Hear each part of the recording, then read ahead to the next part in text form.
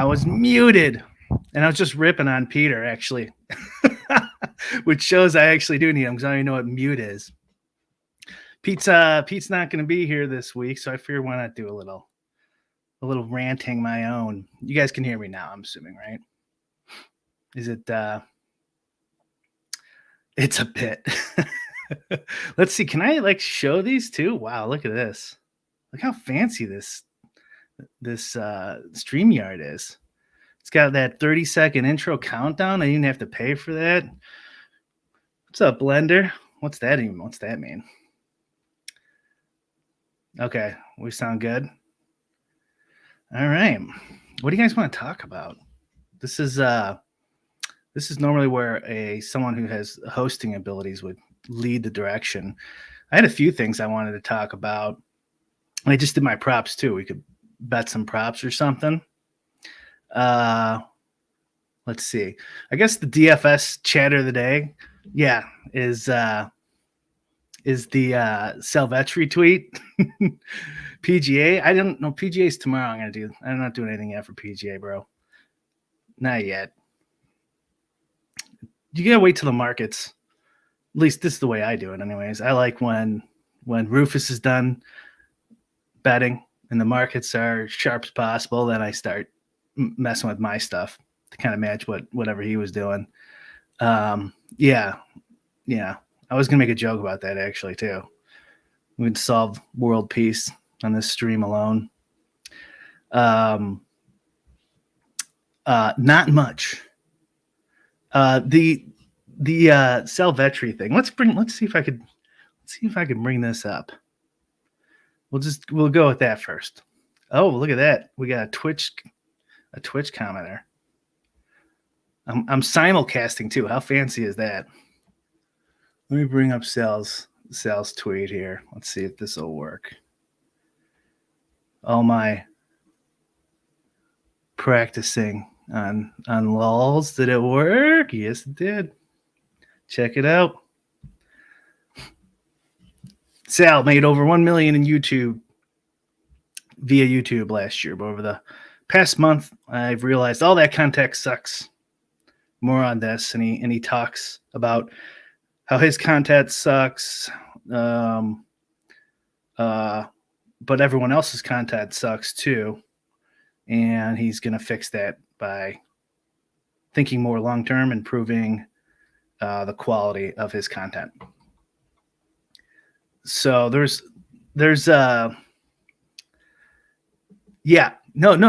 So I made a few jokes, Jordan, tweets just because it's funny. He probably did make that much. I don't even think it's like not from YouTube ad clicks and stuff like that. Like that I would doubt. But even like did he have any that went like 1 million views or something? I don't even know. Like I don't watch his channel a ton. That's not an insult. I think he does a fine job. I think hosting is tough. And putting out content all the time. Like when was my last video I did solo? Like fucking 5 months ago or something. Like it's a pain in the ass. But anyways, he could have, with like the like the sponsorship deals for like the sports books and stuff like that, like through like the cost per acquisition or whatever it's called, like all that stuff. If he's counting all that too, what else can you make money on? And he like actually gets super chats too. I mean, it's probably not a ton, but I mean, could he make that much in ad revenue? I mean, I would doubt it unless he's just banking like million view videos occasionally, decent amount of time. But I think that's probably slightly true. But like, does he have to say like it through this and this? I don't know, because he does do those videos. Someone pointed out, Hulka or somebody pointed out that like he does like the breakdown of how much he actually makes. Like he puts out a spreadsheet and stuff like that. He's like pretty transparent on it. So I mean, that's all he does, right? Is this stuff? And maybe does he count his Patreon too? Like I think he had like 1,000. I don't know. Someone could probably go check whatever his Patreon numbers are. But if you got like 1,000 Patreon, you're counting that, and you're counting all this revenue from, here we go. Jordan's also saying, yeah, like the CPA rates in the sports book related verticals are so absurdly high. Yeah. Just like DFS back in the day, they were trying to get as many people as they could, as quickly as they could. Paid $1 million to get his subs to donate money to the books. Does he do like prop content and stuff, or does he do size and totals? Does anyone know? Size and totals I would be really surprised if he can beat size and totals. Not many people can. Size, totals, money line, etc. Especially like doing a show, like that's kind of tough. I have no problem with someone like building a nice model and just saying, here's what the model says. You know what I mean? If you have like a site, like I think Osmo does this now. Like if you have a site that you have a bunch of subscribers, like here's our sports betting model that we've been working on. Like it thinks, there's maybe a little money on this side or this total. I think that's totally fine. And, let the customer figure it out themselves. His revenue ain't coming from DFS play. I don't think he's claimed that either. It's simple. Show some receipts. Yeah, whatever. Here's another thing too with today with like Twitter and stuff like that. Like I'm actually relatively new, like to this whole medium, and it's hard to tell when the guys are. It's not clickbait. It's like rage bait, right? Controversy bait. I don't even know what the right term is. Like it's hard to tell when they're just fucking with you. Like when they're just like, oh, I know this is going to get a lot of people talking about this. And even though you kind of look misleading, like here or something, let's leave this aside. Like, what I'm talking about. It happens all the time. Just say something about like transgender or something. Like, you know what I mean? Who did a joke like that? Ryan Long stand-up was on YouTube yesterday and he has a joke like that. Here we go. Jordan with the intel, boots on the ground, 384 Patreon subs, average 25 per month. So that's 115K right here. Yeah. Did you take that VIG out of there too, Jordan? Because they have a huge VIG. Like it's ridiculous. I signed up for there. I'm like, after like a month, I'm like, why did I do this? He made $1 million over how many years? I think he's saying just in 2021. And I don't know. Let's go down here. He talks a little bit. I think everyone's kind of just saying the same things we were just saying here. Does anyone have an interesting, what sucks about it? Intense structure, purpose, blah, blah, blah. And that's what I was talking about that controversy bait. It's like, the thinly veiled brag or whatever, where it's like, oh yeah, my content made $1 million. Sure, I had hundreds, thousands of views. People loved it, but it sucked in my opinion. I'm going to do so much better, like that type of shit. Oh, he's got courses too. Okay. Yeah. Huh. He's like he's like a go-getter guy. Like I think that's kind of, something to admire, honestly. Like he's like, speaking of courses, Jordan knows all about courses. But like, yeah, I don't know. I like, people who hustle, so like, okay, maybe I should do a little more too, So, but here's downside me, Jesse. This guy, these calculators might be quite a bit off. He apparently went to, but like, no one thinks he's getting $1 million in just ad revenue for 45,000 subs, but I bet he gets more. Here's another thing too, is, and then Hulk gets involved here. The DFS YouTube brotherhood started standing up for Sal, which is whatever, I guess I am kind of right now too. But anyways, like I saw some podcast or something where there's like this niche market. I can't remember what it was. I want to say fish gloves, but that's a joke. It was something very niche, and the guy had like 500 views. Maybe it was more than that. Maybe it was like 3,000. But he made like over $1 million in revenue just because like it's that specific demographic that they want to invest in. So like, yeah, your cost you get for like a click in YouTube is nothing, but like when people who specifically want your like audience, like they'll pay so much more. He's going double Chess is okay rates. Drico's calling out. If he does that, how many hours does he have to put in and get his mill ball? What was Chess? I can't even remember. What was Chess's per month? 500 per session. 500, 600.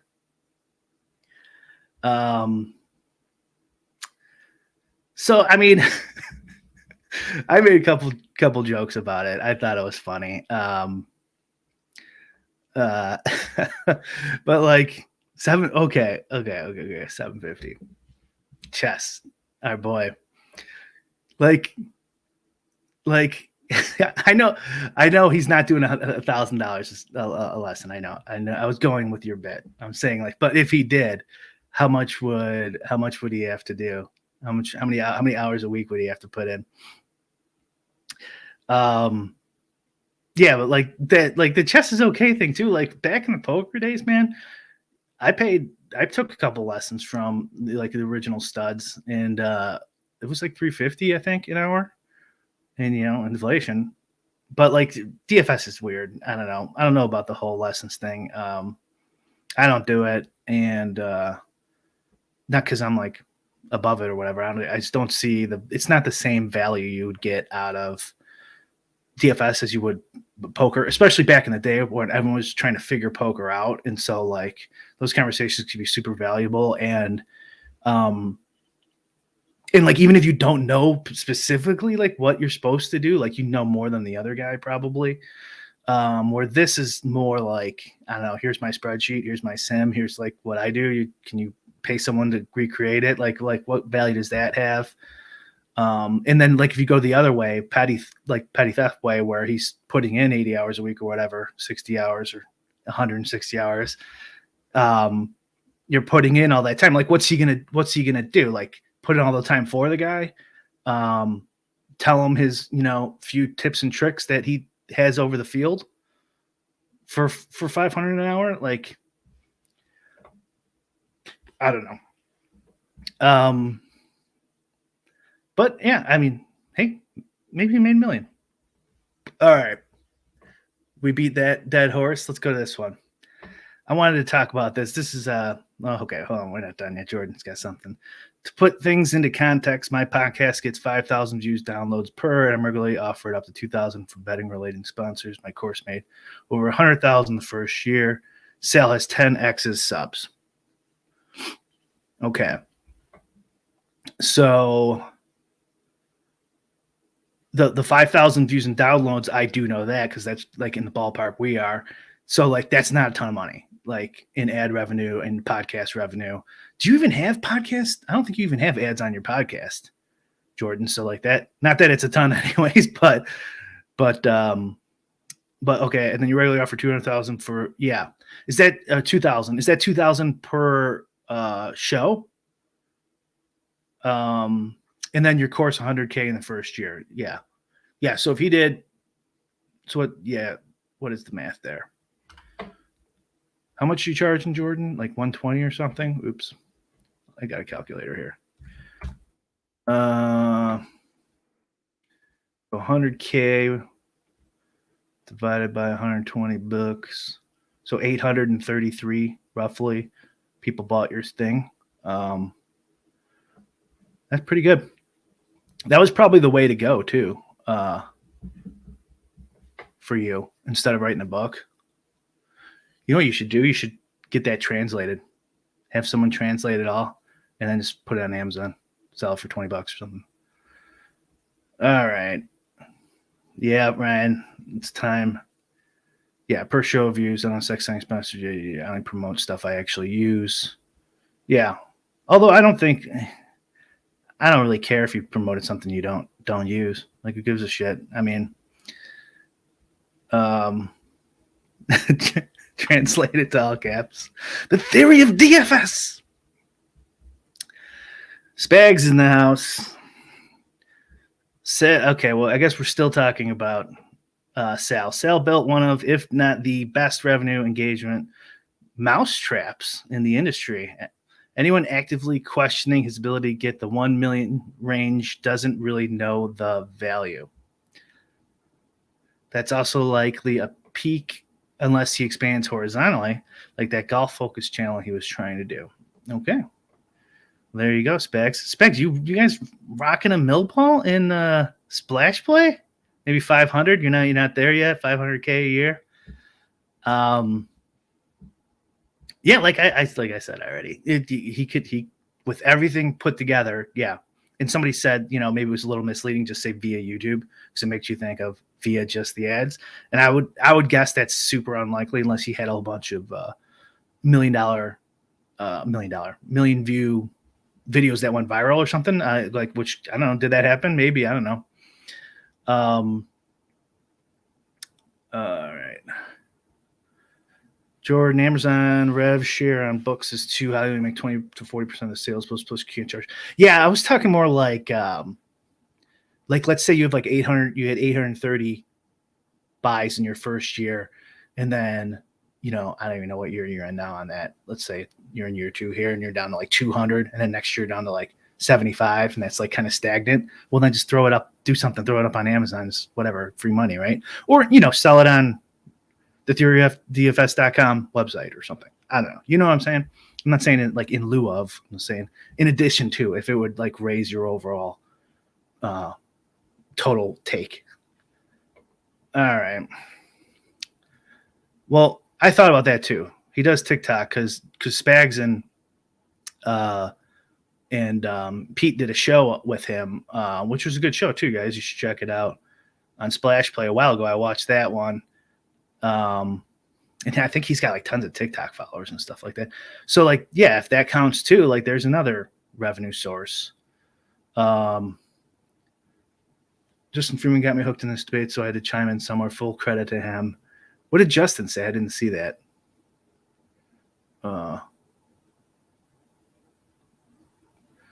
What the? Is this that strange Irish Gaelic language, Draco? Come on, English here. All right, guy. I'm kidding, fellas. All right.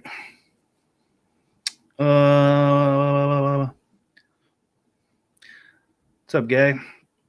All right, let's do gambling politics. This is Jordan, my man. We're gonna do one more around PPCS for the course and convert an 8x sales cost brings 50 sales a month on average. Yeah. And obviously I'm not. You would know way better than me. Just a suggestion. You know what I'm saying? Like, off the top of my head, like if you could bring in more, pay someone $150 or something to translate it nicely into a book form. Probably a little more than 150, but you could figure it out, right? Right. All right. So, how many former poker bros do we have here? I was talking to RBX about this. Well, not about this, but about poker yesterday. And he just did a pod that I did earlier with Brian Jester's Emotional Bankroll podcast. You guys could, I'm sure you can find it. It's on my timeline. People seem to really like it, so why don't you go check it out? RBX is the latest one. And he said on there, and I didn't even know this, I've talked to RBX a million times, that RBX finished top 20 in the main event last year. What a fucking run. What a run this guy was on, man. Insane. Like 3 millies, two second place millies, a top 20 main event in poker. He won a bracelet. Fucking insane. Anyways, what was I talking about? Oh yeah. So this looks like they're trying to get poker back in Illinois, and this is why I brought up RBX. Is like, it's like, God, do I have like? I feel like you have to. Younger me would be like, you're not gonna play poker, you fucking idiot. Like, it's like free. It should probably be free money the first like 6 months to a year of if it gets legal in your state, wherever state that is assuming it has liquidity. Like Illinois is big enough, as long as you have a big enough state. And I'm like, man, I haven't played a hand of cards in like a decade. Like, and so, but everyone is probably so bad. Can you imagine? And the resources are so good. You probably could crush it pretty easily for like 6 months. But poker, you have to sit there, and actually do it. But anyways, Phil Galfond sold his site, Run It Once Poker, to you can read it down here, to Rush Street. This is the Bet Rivers thing. I always forget the last name.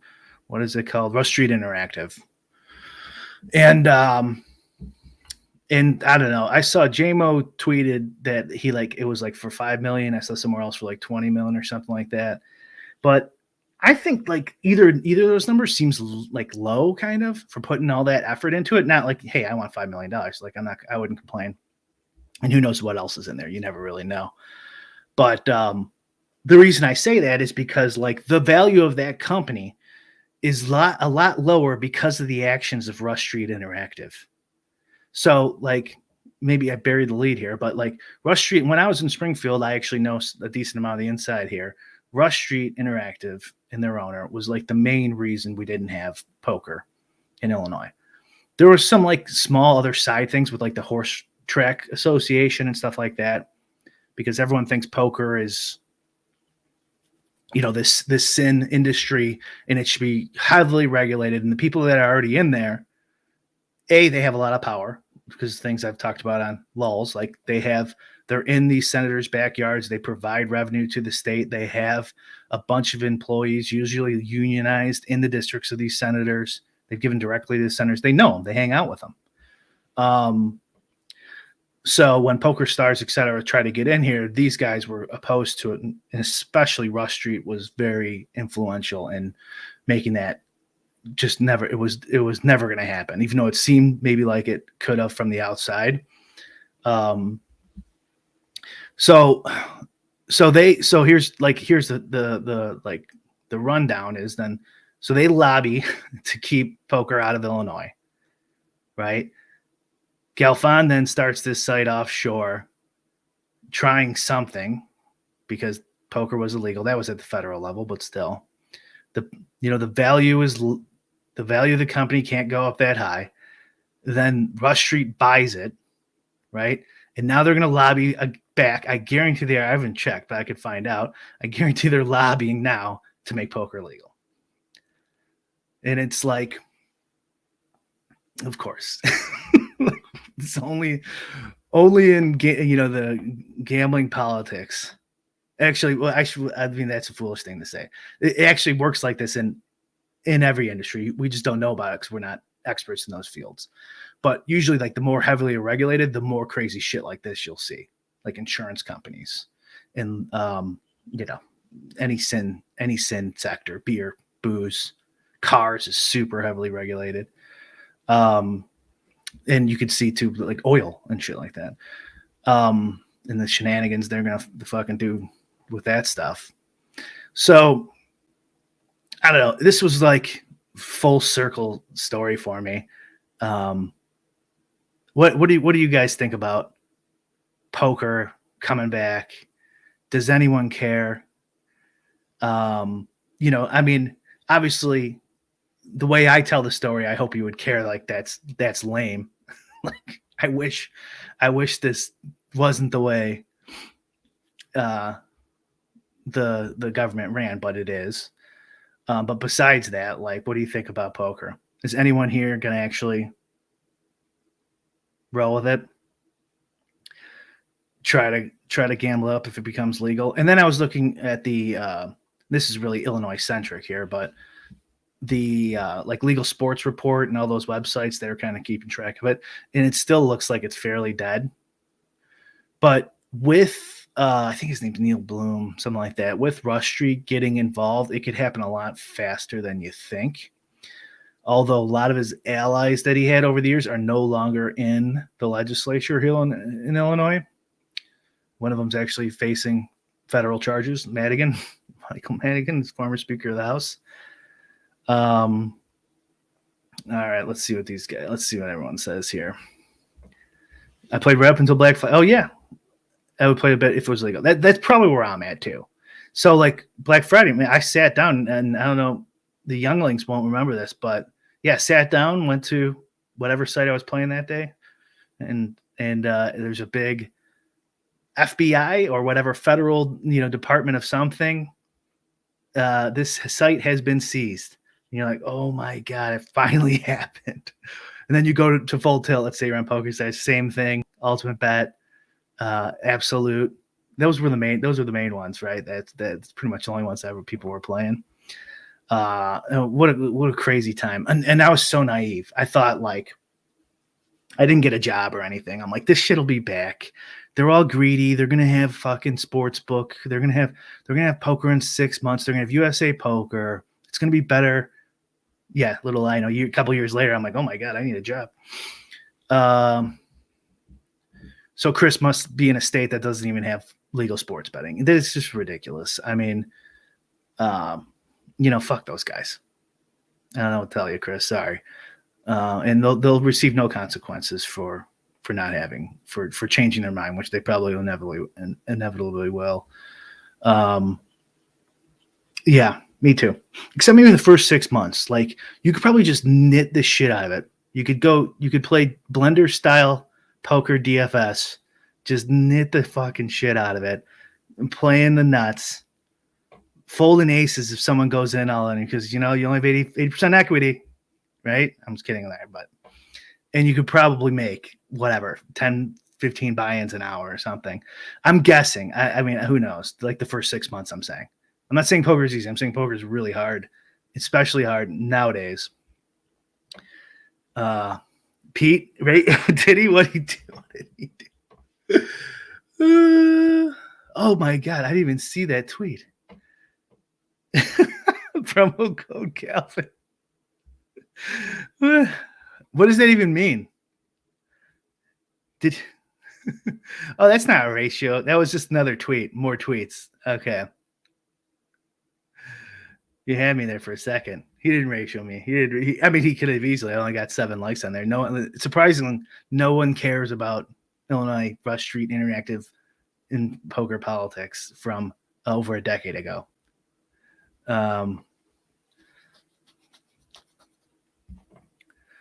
Yeah. Okay, Jordan. You don't know. I love people who know nothing about free market philosophy claim it so. And like the people you think preach free market philosophy, I would probably be like every single one. No, that's neocon. That's not free market. They're doing the same thing. They're using it. They're both garbage. And we don't live in capitalism. Anyways, I don't want to talk about that though. It's registering for tournaments and Poker Stars Full Tilt like normal. Yeah. Those FBI messages were fucked up. Thank you, Drake. It took me a second. Golden Age of Illinois politics. 1999 2009. Well, those were the years. Yeah. All right. What about you guys want to do some prop bets? You guys want to take a look at some preps?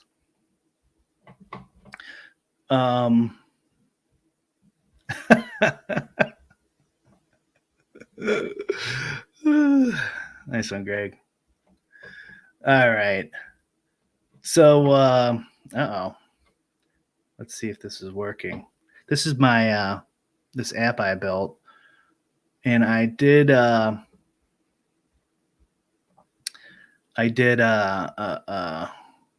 props like 20 minutes ago, 30 minutes ago. Has there been any news? Let's see here. Nothing important. No. Okay.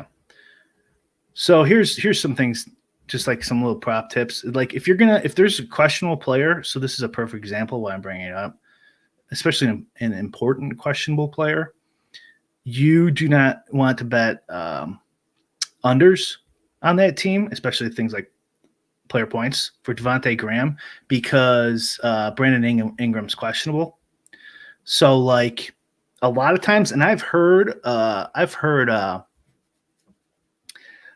Calvin Ridley thing. Yeah, okay, we'll do that in a second. Let me do this prop bet spiel first. The what was I saying? Oh yeah, I've heard, if you guys listen to all like the sports book podcasts, there's only a couple of good ones, right? Rufus, Spanky, there's a couple other ones. I've heard some of the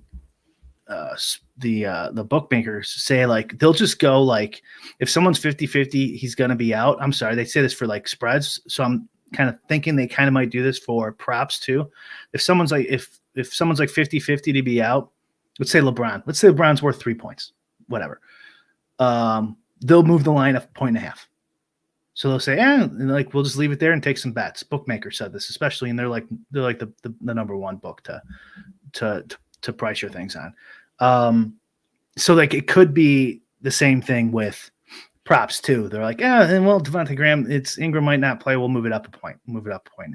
So like I just wouldn't mess with questionable injury tag unders for that team. If it's something like blocks or something that's not related, obviously fire away. But like Graham, I would just skip here. And I didn't see it. And then like there's a couple other questionable ones. So we got Stephen Curry and Andrew Wiggins, obviously, but like they're expected to play, so you might be fine firing those. Jalen Suggs, Isaiah Roby. Do we even have it doesn't even look like there's a ton of unders on Orlando anyway, so it doesn't matter. And so what I would do is this is my info that automatically overlays with the app. And I usually just pick unrelated. So I'll only pick like 1 point from a team. So like here it would be Seth Curry, right? Because I don't want, first of all, you don't want to get banned that easily. And I don't want to have to do like 3 points props going over, right? Like I'd rather hopefully Seth Curry gobbles up those. You know what I mean? Even though they might all be plus EV bets. This looks like an error here. I gotta tell my developers to figure that one out. But and then also too, you could round robin and stuff like that and prop bet. And like here, Kyle Anderson looks like a no-brainer here, unless some information changed since I've done that. And you can prop bet too, generally you don't want to do it, but if it is for some reason, because like we only have so many what's it called? We only have so many outs if you're playing legal, American. Looks like they're redoing the apps. If you're playing legal American books, like in Illinois, we have like 5 outs maybe. So like if all the best props are on one site that you can bet on, like, all right, fine, go ahead, throw a parlay on it. Rebounds is another one. Let's see if I can. There might have been an injury. Who knows? Rebounds is another one where I would just take one from the same team. Generally speaking, Markkanen sucks balls, so I'd always bet an under on him. Melton. Right. And then I look at these and I wouldn't bet them all. And I would bet, like, what I tend to do is put like 5% or 10% minimum ROI for my stuff. Like that's all I'm going to look at. Everything closer than that, I'm just going to pass it up. And then if you really want to, and you don't like my info, which is completely understandable, you can. And I also have an underdog. This is a beta version. You guys can't get this, but I'm gonna have an underdog overlay coming soon too. So you could do like best balls and stuff, and overlay like ETR's rankings or Osmo's rankings and shit like that. And so let's get Alex's info here. Actually, this info now is, I think, like Alex, but it's a lot of Steve Buzzard and Sean Zahn too. And those guys are both really good too. Let's see here. Osmo NBA stats upload. Hopefully that works. Then you can see it over here. Yep. Then you just refresh. Oh, it's already there. And then I made this like quick toggle price thing. So instead of doing like the problem with a sim is like pricing props with the sim, which is what I do for my stuff, and then I upload it, is it takes me a while. And so like if I'm doing it from Osmo's data or something like that, like I don't want to run a whole sim. Like the app can't handle it. Who knows how long it's going to take. So I made like this quick price thing, which I'm going to mess with over time. But it kind of does the work for you where it like makes it the bare minimum. Right. So like for this DeAndre Ayton, for example, he's a half point over and it's even big. So like you could safely bet that. Like you still want to look, like, because even if you take the quick pricing off, like you could see what Osmo has over and under on all these things, but you want to look at the line, because if it's minus, so like this one's was that 0.67 points over minus 110, like what does the quick price say? See that, so that it doesn't think there's value enough there. And I'm gonna make it this like a little more advanced with more levels and stuff, but like you're putting stuff on developers, it takes fucking forever just to even get this going. But anyways, that's the app. If you guys want to check it out. All right, where we're going back to here. Calvin Ridley thing. I mean, I will say this, and I'm not following super closely, but I made a joke about it with my Michael Jordan tweet where it's like they gave him two options where he could go take the 1-year suspension and everyone's going to tell, or just go play for the Birmingham Barons for a year. You guys know the conspiracy theory. Jordan was suspended from gambling on the Bulls or against the Bulls or something. It does seem really fucking weird. And so like, let's say this guy has mental health issues and whatever. So like, hey, sorry, like not trying to rip on you. But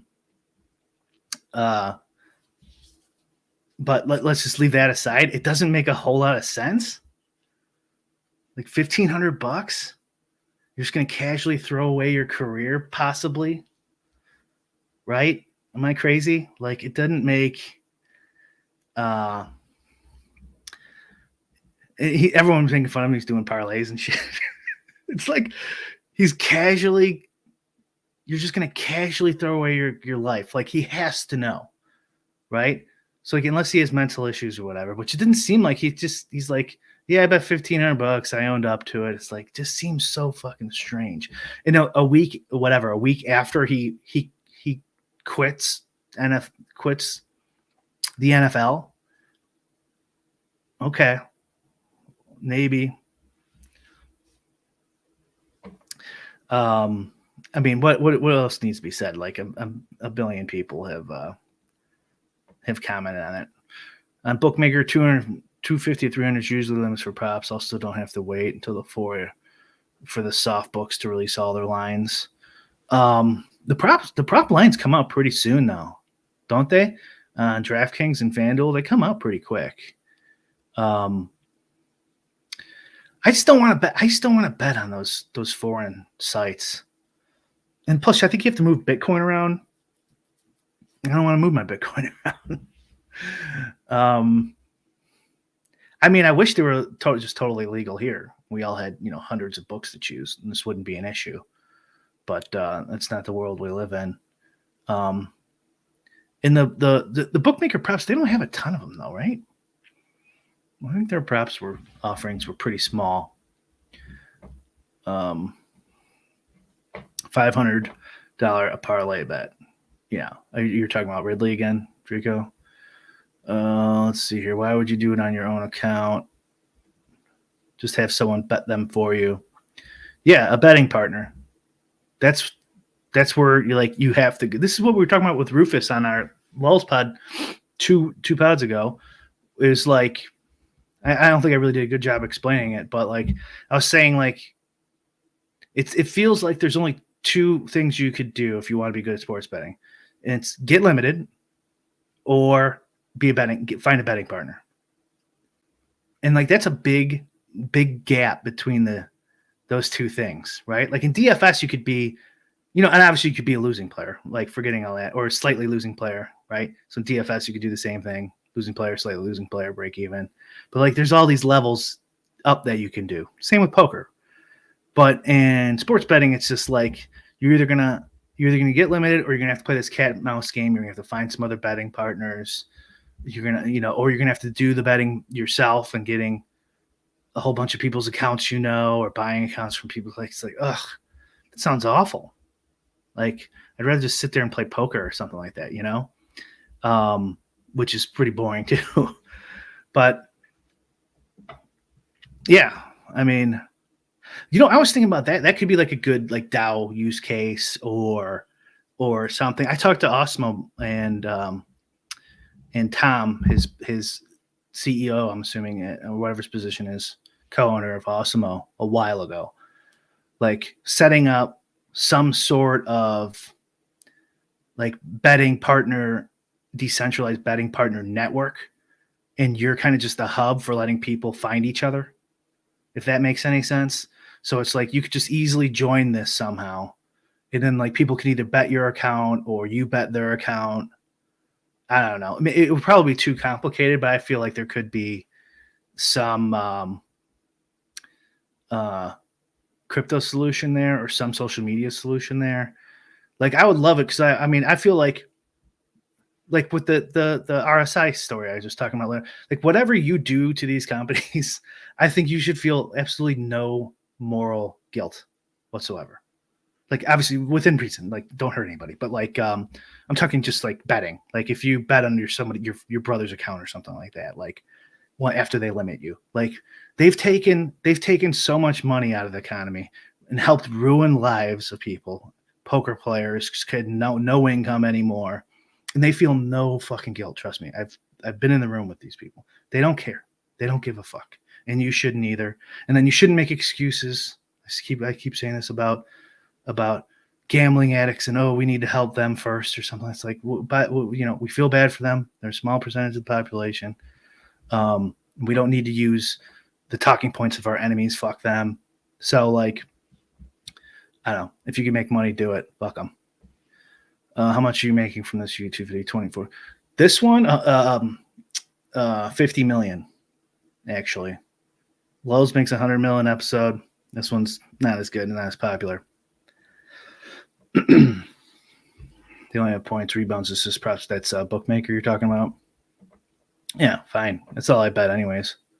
The meat and potatoes is Spanky says on his show, but he's talking about sides, the money line and totals, which I don't get, by the way. It's like, I don't know, like, because if you're gonna preach, hey, just take money, move the line, then it should apply to every fucking sector.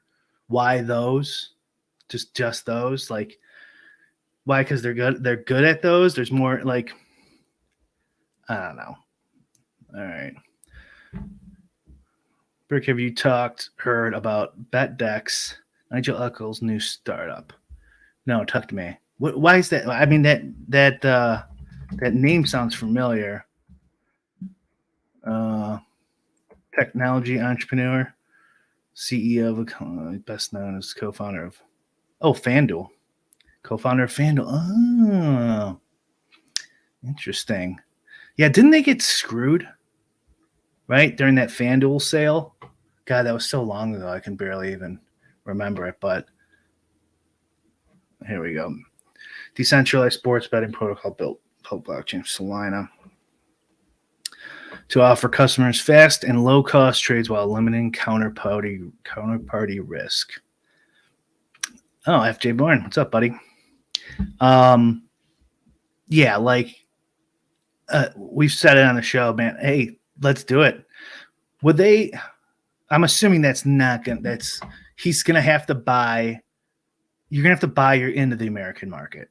This is the whole lobbying game that Jordan's right about, but for the wrong reasons. Like, it's totally rigged, where the state protects their allies, their business partners, and it's tough to get in there. So like, can he? Like, I'm assuming he's going to want to do it legit. Do they plan on getting into the American market? Let's see if I could Google this fast enough. Like if they can get into the American market, I guess I could bring this up on the screen, huh? Let's see here. And you all could take a look. There we go. All right. Looks cool.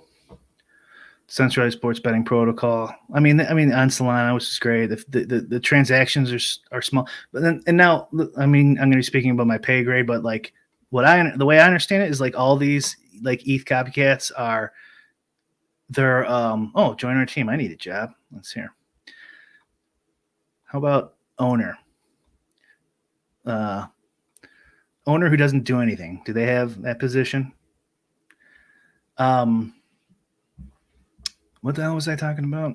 Yeah, who cares? Yeah, the mutual friend, they got totally fucked. Just that's what I heard. The protocol we fully decentralized open source. Oh, okay. Yeah. So they're like gonna skirt the market then. That sounds like. Yeah, because they're gonna accept the way, okay, just in crypto. Yeah. Okay. I mean,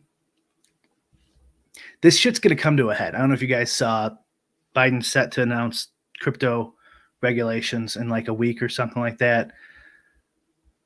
I'm pessimistic compared to a lot of people on government regulation. Like you have Vitalik Buterin, I think I pronounced his name right, saying this is what we need, and it's like, this is the whole fucking point. It's gonna suck. They don't know what they're talking about. They're 8 million years old, these people, right? Like they don't know what's going on. I can't imagine it's gonna turn out well. But what I mean, what do I know? I guess. I mean, hopefully, I hope the best for them. So yeah, I would assume that if they're just gonna trade in USDC and USDT and SOL, that anyone could play as long as you have SOL, right? No, because then the Bitcoin sites would be doing that too. It's amazing. Like this is a perfect example of like where do they get the fucking right?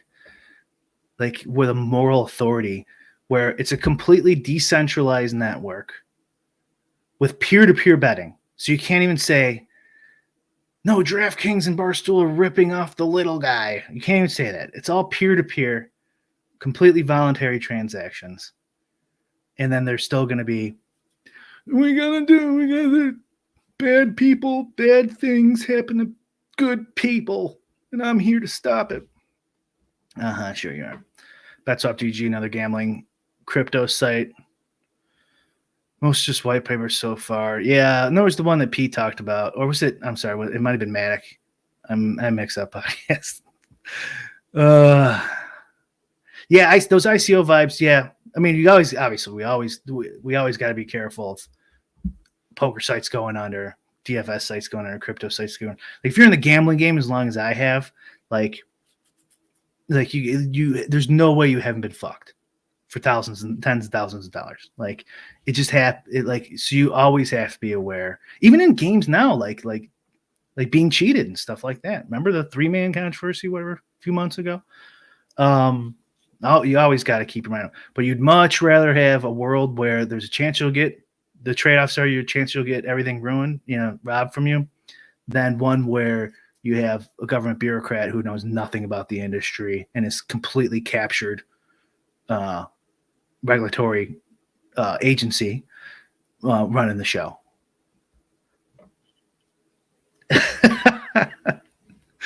Ryan, yes. Yeah.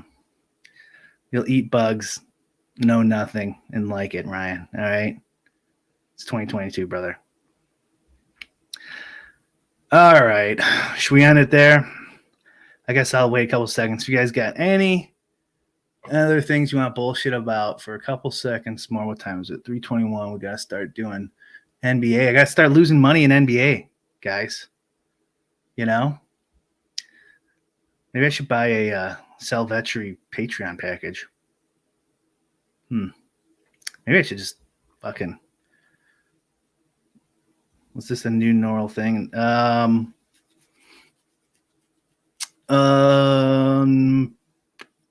don't want to say yes because I don't know if I can guarantee it. I'm gonna try to do. I'm gonna try to do it a little more. I haven't been doing shit on my channels.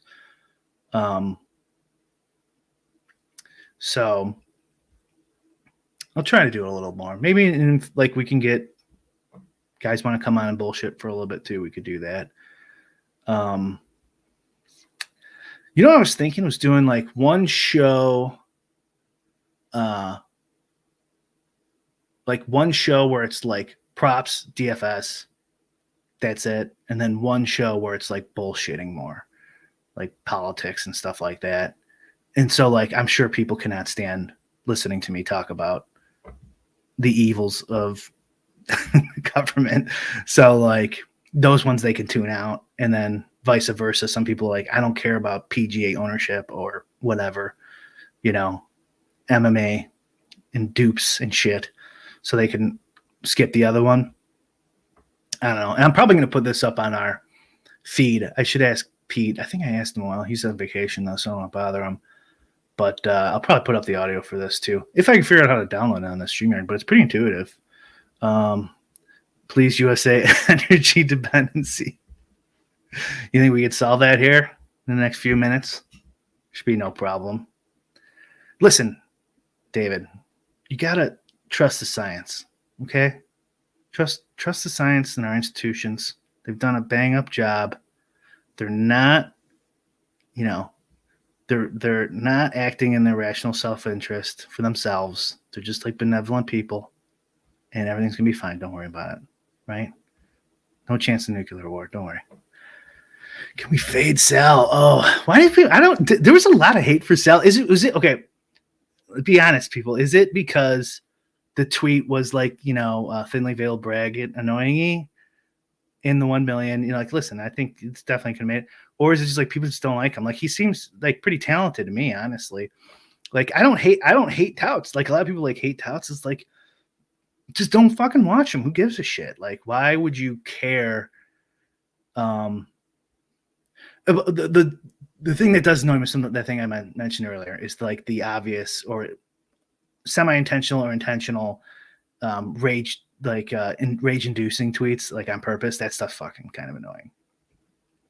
But then sometimes if they're actually doing it on purpose. It's a crazy world we live in. Did he clarify the Miller thing is getting roasted pretty bad? You got to scroll back. We talked about that earlier. I don't think he ever actually posted receipts, but he does like shows on it and stuff like that. You're smarter than me. Listen, I just trust the science, Dave. All right. Easy game, nationalized energy sector. It went well for Venezuela. Hey, Blender would probably be down for that, right? All right. All right, guys. Oh, one more. People didn't like it because it was clearly misleading. Talking about Sal, not just for YouTube, was a rage tweet for engagement. And he gets a lot of followers and stuff. He knows what he's doing. So I don't know about his gambling or DFS content. I do not pay for it. Someone else could probably speak to that. He's got tons of followers and stuff, though, so it's got to be providing some sort of value, you'd think, right? Speaking of value, my shit's free if you want those props, although now they're about 40 minutes old or something, so make sure you check inactives. And I'll do PGA. What day is today? Tuesday. PGA ownership tomorrow if you guys care about that. He provides good info. Yeah, see, it's not all bad. Yeah. Oh, wait, I started like an hour ago almost, and I got to start doing NBA stuff. So, thanks for coming on. Thanks, guys. Thanks, David. Appreciate it. Not all those years of lulls, I can barely talk in front of a camera, but we pulled it off. All right. I don't know how to end this show, so I'm just going to end broadcast. Peace out, guys. Later.